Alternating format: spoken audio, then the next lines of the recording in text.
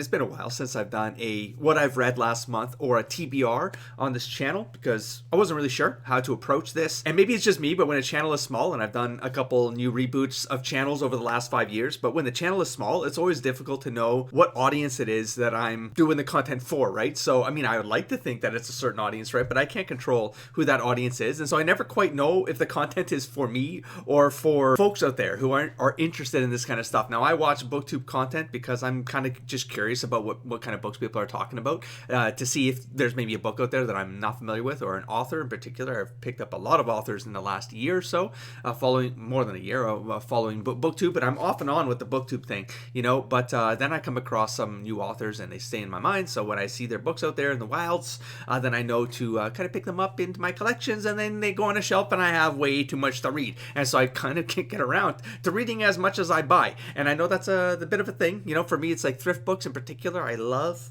if I have to drive through a city and it's like a long drive, I always look for the thrift shop in that city, and then I stop in there for a break. You know what I mean? It's just what I do. It's just what I do because I rarely leave the house. And so now when I leave the house, that's kind of my thing to do. All right, to start, because, it's kind of dramatic. This is the manga I read in May. That's right. Attack on Titan, volumes 10 to 34, and I did the reading vlogs on them along the way because it was fun, and I wanted to get that idea just out of the way because I've been thinking about it for a long time. I wish I could have done these as a more like a reading reaction vlog of the entire series, but you've seen the stack. This was a lot of reading that I had to coordinate, and here's the thing, I actually thought I did this 2 months ago. It's crazy to think about how much I actually read in the last 4 to 5 weeks, I would say, because in between reading all of these, I ended up having to do a road trip out for work, which was hours away. Now I got reading done. I wasn't reading while driving. I was listening to an audiobook, to them, in fact, and that was about 6 hours on the road. But then on the way back, I had to then drive family to the airport, which was an hour and a half away, which was another 3 hours on the road. So I actually got like 9 to 10 hours of reading in, audiobooks in, after reading all of these and creating the vlogs for them. So yeah, this is the most aggressive I've ever read from a manga perspective. But as you can see with the shelves behind me, most of those run red. I ended up getting them back in the yesteryear when I started a manga channel, actually a manga reading channel. I was just getting into manga, so I was very much a noob on a journey, is I think the slogan I was using for it. And I'm kind of melding it back into this channel. But I've sort of had this manga for 3 years now, but I haven't really read most of it. So this was my journey. I mean, my first complete journey of a manga series. I'm looking forward to jumping into possibly another manga series. I might be doing, maybe I'll aim for Demon Slayer. I'm not sure. I'm just put these down before I have an accident. So I ended up rereading. It turns out that I had already listened to On the Run by Scott Medbury. This is the second book of the America Falls series. I guess I had done book 1 and book 2 pretty back to back because I was so addicted to book 1 when I read it sometime in, when did I say, December, November? Yes, I did 2 back to back, and I hadn't acknowledged it until I was on the road and I started playing the audiobook for book number 2, On the Run, and I was like, I kind of remember this scene. And so I would tap it while driving. I would just tap once in a while just to kind of push forward 5 or 10 seconds right each time. And I was like, no, I've definitely read this, but I was kind of like, let's just get through this because I want to kind of remind myself of what the characters were doing and just their characterizations and stuff like that, because they're really well written characters all around. The pacing of the book is very, very good. I was able to skip through a good chunk of it that was really, really stuck in memory, and I for some reason I thought it was the end of book 1. It's when they have the whole face-off with the tiger and the parking lot and stuff like that. It's the end of the book. I don't want to spoil anything, right? I highly recommend this series, but for some reason I thought that was all book 1, so I was kind of excited to jump from there to book 3. As you can see by the ratings, even on Amazon, lots of 5-star reviews in here. There's 857 reviews. I believe Goodreads as well has it pretty up there. It's in a 4 point something star rating. Oh, it says right here 4.1 on Goodreads. I think I gave it about a 4. From a pacing, characterization perspective, it was a fresh take on this post-apocalyptic world with that youthful perspective, and it really felt like I was reading a TV show, to be honest. But I generally wouldn't watch a TV show like this. That's what's with like younger characters, And so for some reason, it just worked for me. It just worked. So this one was really good because of the dynamic in play with the group, and the opposition, the adversaries of this. Medbury did a really good job of putting characters behind even the enemies, and I love the fight scene and the kind of MacGyver-esque situations that they pull off in order to protect the sides of the doors of their cars, stuff like that, with phone books and stuff. Again, I don't want to these are minor details, but it's just actually that's not a spoiler at all because you have no context. But I'm just saying it was really good writing and the flow was really good. Gold Comfort, so pretty much the end of book 2 really is like a bridge that was like, well, this is not the end. This is a bit of a cliffhanger. Something else is going to come of this. They kind of become part of this other community, let's just call it that, up in Drake Mountain. And again, I'm trying to keep this loose, right? Because I'm just going to say I highly recommend it. You can see the scores here as well: 4.2 on Goodreads and 4.5 on Amazon. Mine was 4-star, I think, on Goodreads, so 4 to 5. Yeah, 4.5 sounds right to me. Again, it's just a really captivating tale. I thought the complete setting change, it could have been disruptive, but it really wasn't. Now, there were times where I was like, we're not really able to even see the other character perspectives because of the dynamic of the setting that they're in. They split the boys and the girls, and so you're kind of like, oh my god, is something going on? But you kind of can't see that perspective, right? So it's really hard to get that context when you have the limited point of view with Isaac. And then there's the whole Sunny event, which again, you're kind of like, you want to know more, but then when you find out certain things, you're like, god damn. I'm like, is there still more? Because I feel like there's like a gap because you just don't have that perspective, And then Luke is like the side character, the Lancer, if you will, character, right? To Isaac, he kind of pulls something off, so you get some information back to the, again, key point of view, so that Act 3 can happen, And being so loose is so weird when I don't do spoiler reviews or a spoiler. I have to do like a focus episode where I can talk about these books, and I would just go into spoiler territory all the way and talk about it from a narrative framework and pattern perspective and how that development worked really well. The flow is always solid. I would say each book has like maybe a minor thing always. That's probably my 0.5 deduction. They're still high. It's over 4 stars, But there's always like one or two or three chapters where I'm like, I wish there was a bit more. But when I think of it from a prose construction perspective, I'm like, I'm not sure how I could have gotten more. Or sometimes, like with this particular book, the adversary of Act 3 here feels a little bit too cinematic, is how I would put it. It was cool. It just felt a little Terminator-esque, and I'm not going to go into it any further. There's some huge stakes in terms of the Luke character. Stuff happens, and it just feels like a Walking Dead, but with like people and a virus that took out a great majority of the population, and there's these kids trying to survive any way they can, and it really feels like it has that vibe. It has like that Walking Dead community vibes. Like, if you ever heard the slogan for Walking Dead, it's not necessarily a story about the zombies. It's a story about humanity survive. It's not that the zombies are the enemies, but the humans themselves become enemies with themselves because the entire psychology of a human being would change in that kind of environment. And that's sort of the same vibe I get from the series. So these 2 books got done during my 9 to 10 hours in the car for 48-hour period. So that was fun because multitasking is always good. Am I ready to go into June? I'm about to derail myself. Is there anything else? I took notes. Why am I not looking at my notes? I never did. I always do this. I have notes and then I ignore them. So Attack on Titan, volumes 10 to 34, massive, right? America Falls, the audiobooks 2 and 3. I still want to buy this collection. I just, and Medbury keeps releasing these damn books. So I just want the whole package. I want to be like, have them designed one way and then the book's design starts changing, And I think they're limited print runs, so I'm getting a little nervous, but listen, there's always going to be another print run. I hope. Medbury, don't let me down. All right, third book that I finally got finished was the Junji Ito No Longer Human. This was the one where it started in a way where I wasn't, like most Junji Ito stories, you're like, where the hell is this going? Like, it's so kind of weird, hell being the key point. But you kind of read through it and you're like, is this supernatural or not? And then the more you read it, you're like, I don't know. Like, I mean, there's obviously an element of it that's strange. It's like cursed. And yeah, supernatural to some degree. But then the more you read it, it's like, is it a point of view situation that's going on here? Am I reading this and seeing things from the perspective of someone who's a heavy alcoholic, like heavily into drugs, like everything you can think of, that he's very likely got a psychology problem, like he's very likely a troubled individual, and is what you're reading what he's seeing, meaning that there's like an almost unreliable narrator scenario going on here on the panels of the page. if that makes sense. But then you get the context from other characters that the bad things that you saw happen actually did happen. But part of it is like, yeah, but what's the narration behind that? Is it from his perspective, like it made the whole thing seem worse and more like almost not abstract or surreal, but sort of, sort of. But it could be just, I don't know. So that's what I would say with this. Where was I going to go with that? A mini review is I would say like, I if this stayed supernatural, it was probably creepier because I was getting like these alien demon vibes in the first half. And then the further you go, the more you're like, no, I think this is just a terrible human being. No longer human is what it's called. So maybe there's something going on here. Maybe I missed some details. I don't think I did in this particular case.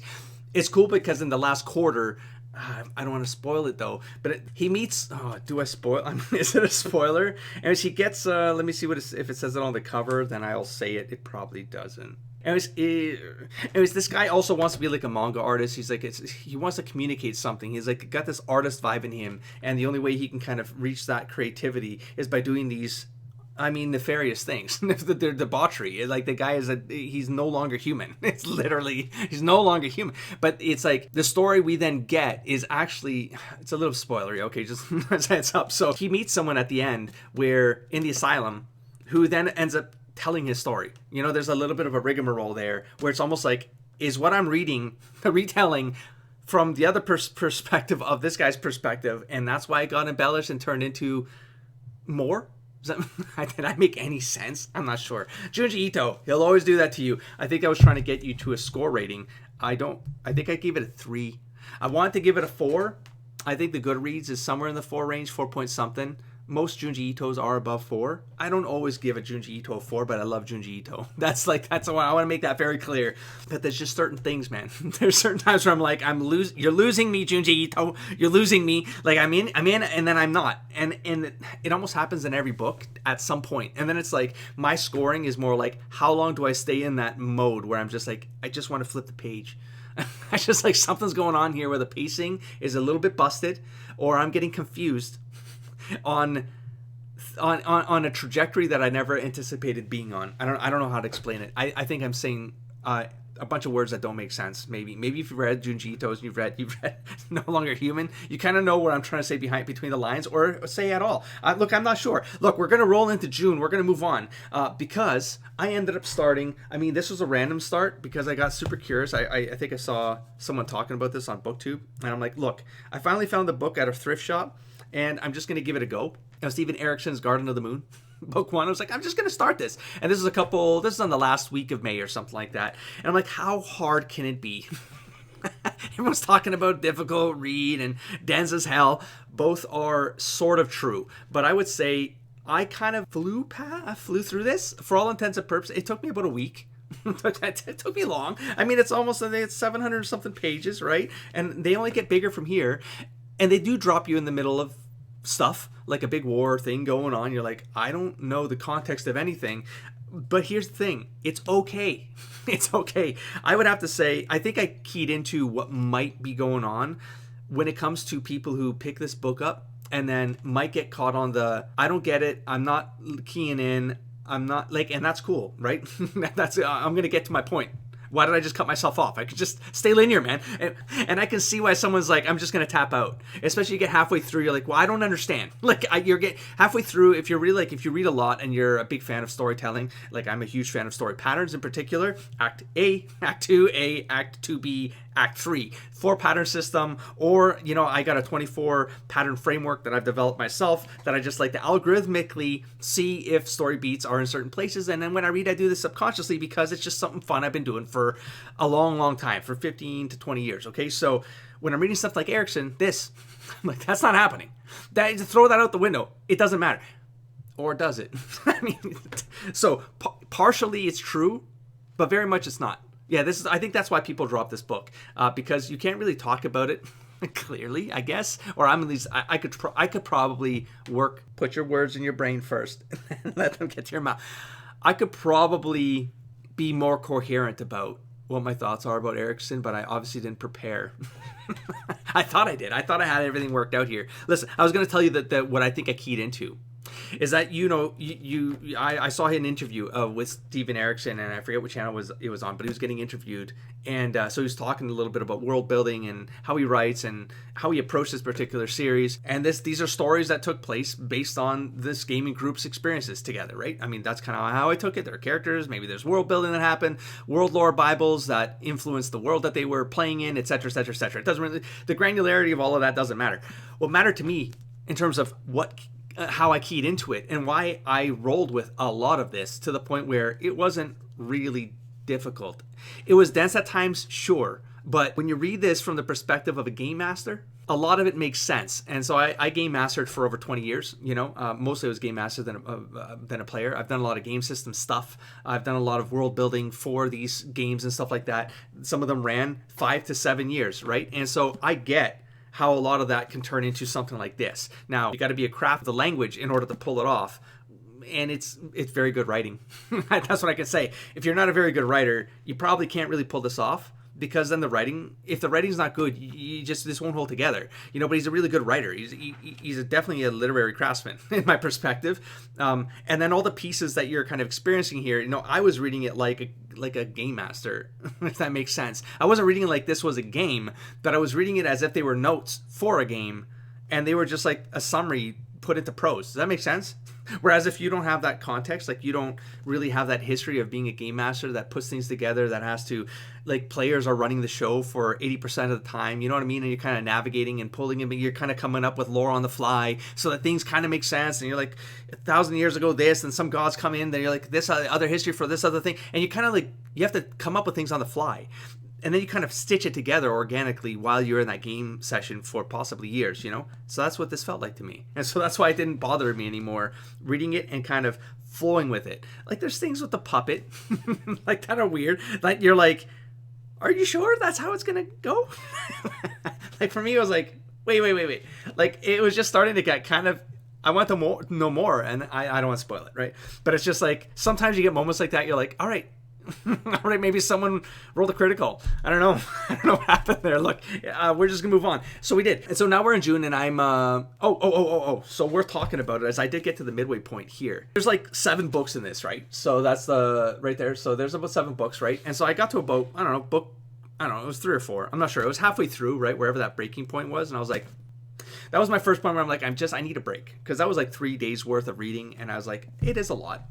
I'm just in case it goes like completely off the deep end now, and I really can't follow it, I'm just going to take a break, and I'm going to read another book. And so I randomly picked up Dungeon Crawler Carl. I don't have the physical book. I ended up listening to it in audiobook format, and this was my first lit RPG book, literary RPG.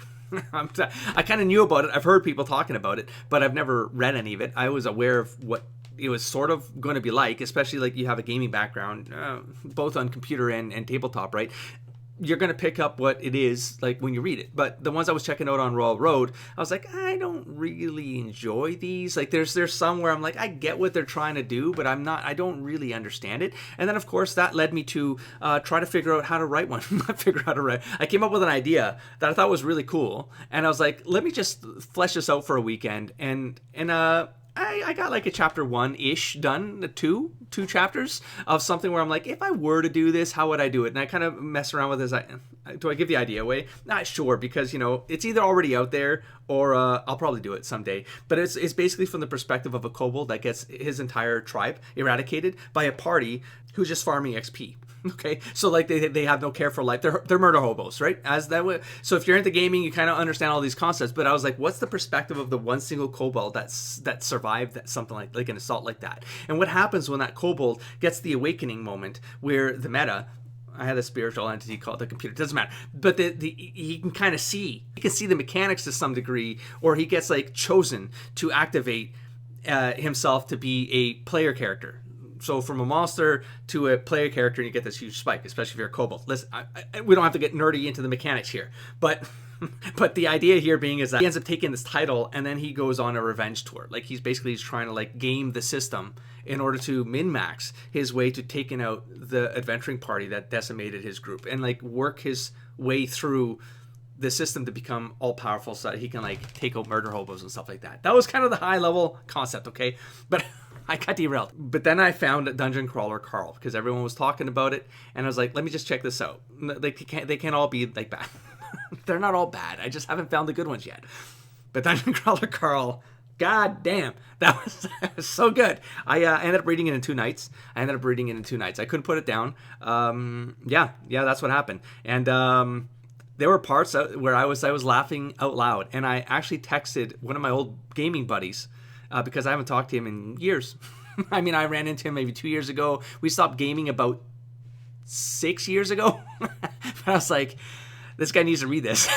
I gotta text this guy. It's been years. But I'm like, buddy, have you heard of Dungeon Crawler Carl? He's like an English teacher and stuff like that, and drama teacher. And it's like, dude, you gotta read this book. Find this book. If your students haven't told you about it, find this book. You gotta read, because it reminded me so much of our gaming sessions and just the antics that would go on, and if you've played World of Warcraft especially, or any kind of game where like you get a bunch of achievements and you're kind of reading through all that, it's like, imagine if there's like an AI behind that and they're actually like, they got personality and they're bantering inside the achievement list because it's actually part of this game show that's recording this entire crawl that decimated the 99% of the world, something like 99 point something percent of the world. They're down to like 2 million people, I think. And that starts to erode over time. Each level of the dungeon is like you lose people along the way, and each level changes. The dynamics are really cool, but it's the humor. But it's the perpetual humor. It's the unrelenting humor through the whole thing. It's just so goddamn funny. And I would never have picked up a comedy. I mean, to me, Christopher Moore is maybe the closest thing to comedy lit. You know, is that a thing? Anyways, that's the closest comedy. Hitchhiker's Guide to the Galaxy. You know what I mean? Like Piers Anthony with the wordplay stuff. You know, but that's as far as I've gotten. I haven't really read comedy books. You know what I'm saying? And so when I read something like Dungeon Crawler Carl, it caught me by surprise because it was just it was unyielding. Just bang, bang, bang, bang. Just constantly jokes. So anyways, I flew through that, and then I turned my attention back to Gardens of the Moon, and I finished that in, I think, 2 more nights. So I got this done on June 1st or 2nd or something. I'm like, maybe I should record, like, I should have kept that for June, or it doesn't matter. Look, this is all blends, all these months blend and stuff like that. And I was like, June, what am I going to do for June? This was a massive stack. 25 manga, plus the one Junji Ito, 26 manga. Read in like a week. That was crazy. But I had to give up everything else. I couldn't do my reaction channel. My gaming channel has basically gone dormant. I had to focus on reading. I really wanted to get these things done. And so June comes around. I'm like, what's going to be on my TBR? It's going to be America Falls, book 4. I've already gotten started. I think I'm about halfway through. It's good. It's great. I'll talk about it more next month. I'll probably be aiming for America Falls 5 and 6 as well. I want to get another trilogy in. If I were to recommend America Falls to anyone out there, go get through the first 3 books. They're relatively short, but if you read the trilogy of those books, you kind of have a nice arc to it. And the way it ends off, it still does slide. Each book will slide into the next one. The conclusion of one is kind of the opening of the other. But you can break there. You can break on book 3. Whereas I feel like I couldn't really break. Obviously, I didn't remember the break between 1 and 2. And the book 2 to 3 is a pretty smooth slide as well. That literally could have been, I was going to say it could have been one book. It couldn't have been. Because like each of the settings sort of change, and the dynamics and the stuff, the kind of climaxy moments, the antagonist dynamic changes. But they're short reads, you know? So are they novella-esque? I'm not sure. Listen, they're short audiobooks is what I'm saying. But if you're going to read America Falls, read 3 books. And so I'm going to go into book 4, 5, and 6 assuming that there's maybe the same kind of trilogy curve arc that happens there, and that 6 is going to be a nice, easy, like slick break, you know? And then it's going to be more like book 4 is going to be a bit more of a build-up, because it feels like they're kind of in that. I don't want to always reference Walking Dead, because that's like the big one I have in my massive history. I love Walking Dead. It's just a great series. But there's like this the farm moment, right? So like book 4 for me, it like starts as if they've gone to the farm, and so it's like it's kind of this calm. But then what's the calm before the storm? Well, there's always going to be the storm. There's going to be something that becomes a friction point, and I'm kind of getting to that point now. I'm starting to kind of feel that out, and it's I don't know what it could mean. I just know that something's hit the fan in book 4. something terrible is about to happen. That's what I feel at the midway point. And so I'm wondering if that's like the lead up where it's going to be, book 5 is going to be like more, like way more like catastrophe escalation kind of stuff. Book 6 is going to be maybe a bit, not a denouement, but like where that peak starts to, it ends with a slowdown. That's my speculation up front for the next 3 books. So I don't know if that matters. Please don't spoil me in the comments below. Of course, if you're American Fall readers, of course, I'm going to continue this series all the way to the end and catch up. And I believe in the comments, some of you fans out there, let me know that there's another series that Mel Burry has started. Yeah, I'd be curious in it because I really like this writing. I like the writing. I like the characters. I like the positioning of the prose. It feels different to me. It's a breath of fresh air. I've talked about it in a really micro vlog in the past. The perspective is different, and I needed that breath of fresh air. So for June then, I was like, what else am I going to read? I wanted to commit to Isaac Asimov's Foundation. I'm going to be doing the first 3 books. So there's Foundation, and Empire, and Second Foundation. I ended up reading this last night. So I read this in a day. Got ahead of this video. Anyways, it's a short read. It's like, I gave it a 3 out of 5 stars. It's just under 300 pages for this particular edition. I think it's from the 80s. I got 2 of them in this cover, which is nice, and the second one is not. So I'm a little bit disappointed because I wanted them all to be the same, man. Anyways, but it's okay. I'm gonna let it go. I'll find. This was in a thrift shop. I found this in a thrift shop, so I'm very likely to find another copy of these along the way. And for my OCD-ness, I'm going to get that second book in this cover stamp thing right here. Anyways, it was fun. It was enjoyable. There was an essay in this particular edition that by Asimov, kind of looking back. And it was kind of interesting. I always like to read like the background information around the creative inspirations and the pivots along the way. Certain concepts didn't exist yet. This was just after World War II. And so I know that I was doing this in hybrid mode. I was listening to the audiobook while following along with this. And this particular edition uses the word nuclear a lot, right? Is that they have nuclear energy, they have nuclear capabilities. Whereas the original, or at least the audiobook that I was listening to, uses atomic. And that's a very pulp sci-fi word to use. Back in the 40s, I think he was 18 when he wrote it, 20? He wrote it was something like that. He was very young. And so the sci-fi concepts were used. I think he doesn't use, like, in his essay, he says, like, maybe he should use, like, black hole. I kept seeing nuclear in this, and the audiobook saying atomic, and there were little moments like that where they didn't really sync up. Like, some changes were made, But I didn't catch that black hole reference, but I did catch hyperspace or hyper travel, hyper warp or something. It sounded like Star Trek logic, but like Star Trek came out in the 60s, so this was even before that, right? Anyways, I like the idea of it. It's like this psycho-historian kind of sets something up where you can basically use patterns to predict the future. And he knows that the cataclysm is coming that's going to take out all of humanity. And so he orchestrates something to have him and his followers push to Terminus, the edge of the galaxy, to kind of finish their research, finish their encyclopedia, so they can record all of history, which will take generations. But they can record that history so that they can accelerate where everything kind of goes to crap. This group can at least make that crap shorter, like a shorter amount of time, so that humanity can kickstart a lot faster. And I thought that was a really clever and unique idea. But the way that it kind of, there's like 4 books in here, like 4 splits in this, because there's massive time jumps, and so the characters keep changing and the perspectives keep changing, but the story is still the same. It's still kind of going down that trajectory where this becomes more like a religion almost, right? And it's like philosophy, but with prose around it, is how I would put it. And so it was intriguing, but as a story, it didn't really flow all the time for me. It felt like it was missing something. So I gave it a 3 out of 5. I know he's one of the olds. He's one of the olds, but I'll read the entire trilogy still. I'm not going to let it go, but I'm going to see what I feel about the entire trilogy after I read it. Now, I just flipped this cover open, and it's more than a trilogy, and I'm not sure. It says Foundation's Edge here. Now, I definitely was not looking for Foundation's Edge, so unfortunately, I might have left some books behind in the thrift shop that I need to go back and hunt down. And then what else am I going to aim for? I've probably been at this one for 3 months. I just read a chapter. It's one of those books where I like to read a chapter and I put it down. I don't know why that is. It's not a bad book. It's probably in the 4-star range. I don't know why. I don't know why I can't just read this all from start to finish.